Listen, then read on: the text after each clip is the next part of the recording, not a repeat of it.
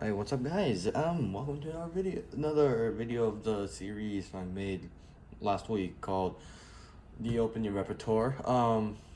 Today, I decided to, choose an opening. What I decided on an opening. You know what opening I decided on? Guess. Good job. I knew you were good. Correct. It is an Italian opening because it's possibly the most common opening in the world. All right. So, like almost everyone knows, the opening goes e4, e5, knight f3, knight c6, bishop to c5. This is an Italian opening, alright? It's where this bishop targets the f pawn, or the f7 pawn early, where the only defense is the king, really. Alright? And black, and we play some pressure on the e pawn, which black defends. This is very normal, okay? Oops. This is very normal. This is a very common too. Yesterday I talked about the counter counterattack, which goes, which brings our knight here. The knight goes here, trying to fork. I mean not yes. I didn't mean yesterday, like last week. And then black goes bishop here. We try to go for this thing, where after takes, bishop check, and there's a bunch of stuff. You can check that video out. Like actually, you can check that video out. Okay.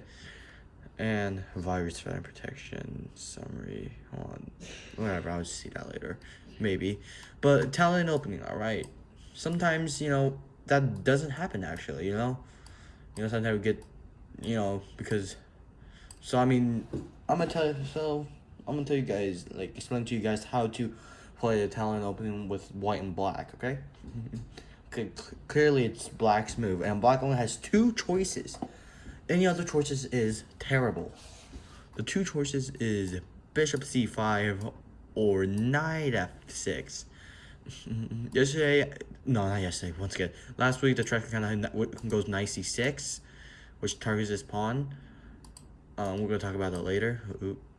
But let's talk about bishop c5. Bishop c5 is more like this copycat variation. All right. Oops. It's just copycat variation where you both bring the bishop out.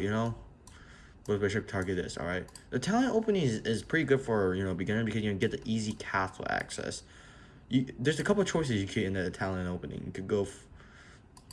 There's like that. There's like these two. These two are good. You cannot bring the knight here because there's a queen. There's a queen, so the knight cannot go there. So yeah, we could go. So let's say we go for d3. Okay. Now black brings their knight out here. Try to go for a castle.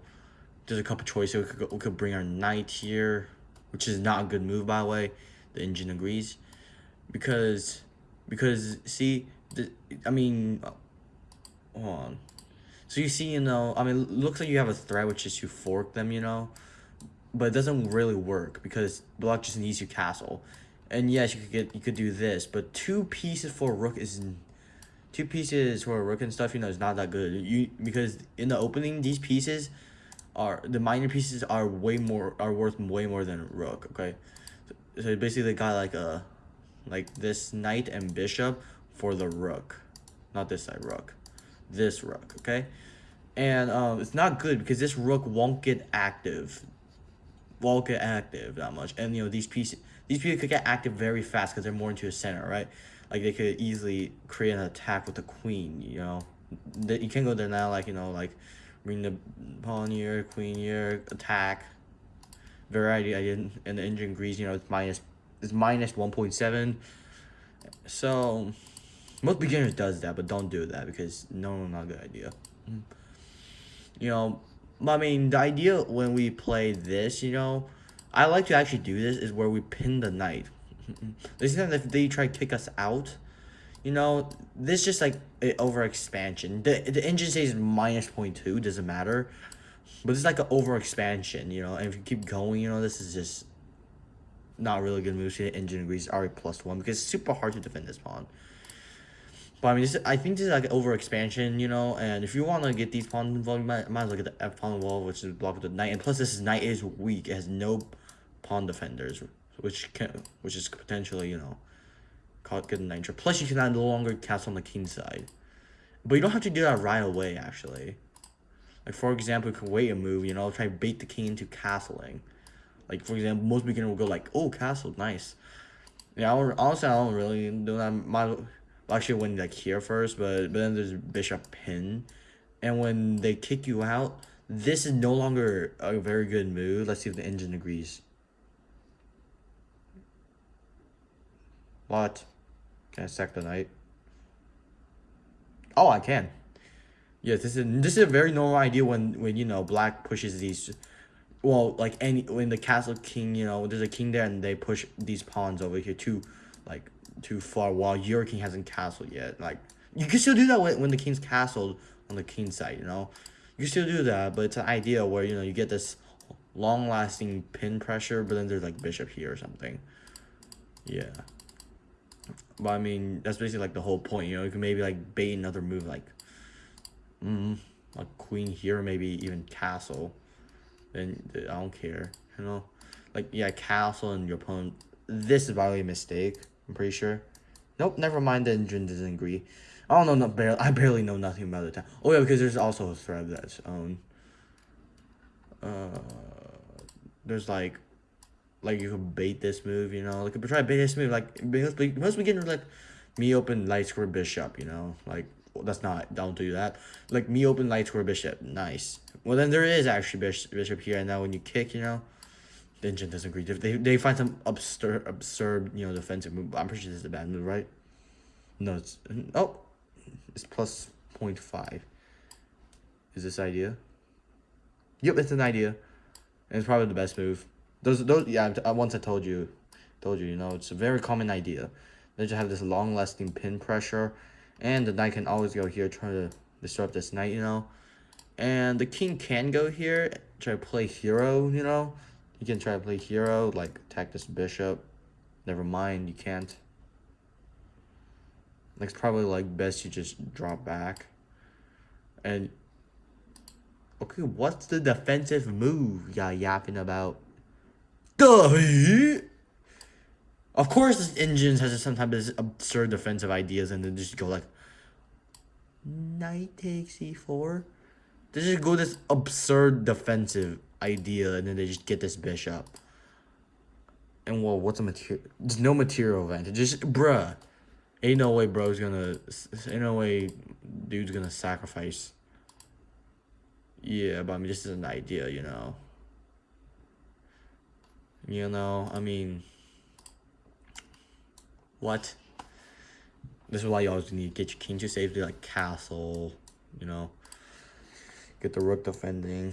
I mean, this is the Italian opening. It's a meh. Okay, anyways, let's go for another. Okay, let's go for a variation with the white pieces with the Italian opening, alright?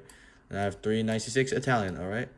When they copy you, there's something very cool called the Evans Gambit. I'm pretty sure it's called Evans Gambit, right? Is that correct? This has to be the Evans Gambit. The whole point is you sack a pawn, okay? You sack a B pawn for this, okay? And when the bishop goes here, you get this center, okay? You get this center, okay? And this is super good for white because, yes, you lost the B pawn. Yes, you lost the B pawn. But the return is huge center and easy disrupting black's development, you know, like pawn takes. This is what a perfect world like, you know. They cannot take because there's more defenders, you know. So, like, the bishop has to drop back and, you know, you just have a huge center, you know, restricting some black pieces play sometimes. You could go here, restrict this knight, go here, restrict this knight, and maybe cause chaos, you know. I mean, it's the Evans Gambit. It's like the Queen's Gambit, you know, where you get, you know, like, it's like the Queen's Gambit, except it's in the Italian opening. Let me show the Queen's Gambit. Wait, I should do that next video. Queen's Gambit. Yeah, it sounds like a good idea. You know, Queen's Gambit goes like this. Kind of like the Queen's Gambit. Except it's a little bit later, more cooler, and more piece of see, the Queen's Gambit, you get a center development, you know. But yeah, this is the Evans Gambit. And the Evans Gambit, it only happens when you bring the bishop out here. It doesn't work anywhere else. And the whole point is, you know, you sack a pawn, make the bishop move twice. make the bishop move 3 times, and huge center. Huge center. Whole point of the Evans Gambit is what a perfect world looks like for an Evans Gambit player. You know? What's the best move according to computer here? Yeah, bishop here. Then what? D4. D4. Yeah, and then takes, you cannot take back with the pawn because of the bishop pin. That's the Evans game. That's another thing. You know, if you play this, you know, then if you meet this, you know, this is gonna be it's gonna be a little slight inconvenient because you don't get this big center because all you could do is take with the pawn. Then you have to like take with the knight. Knight takes, and this is what you get. You know, I mean, and you just get these pawn islands, but still you get activity. You get activity. You know, it's either big center or activity. That's the two choices you get in Evans Gambit. What else is there? What type of other open is there? Oh yeah, fried liver. Fried liver. I want to show you a trap in the fried liver actually. Okay, it goes after d4, e takes. Most beginners like, ooh look, take. Wow, me win pawn back. This is actually not good. You could tell. You could tell it's +1 because of the knight sacrifice. Boom. You play this anyways, like you're drunk, and you still fork, so the king must take. Now bring the queen here, double attack. The king can play hero if it wants. I'm pretty sure it's bad on the engine's thinking. Yep.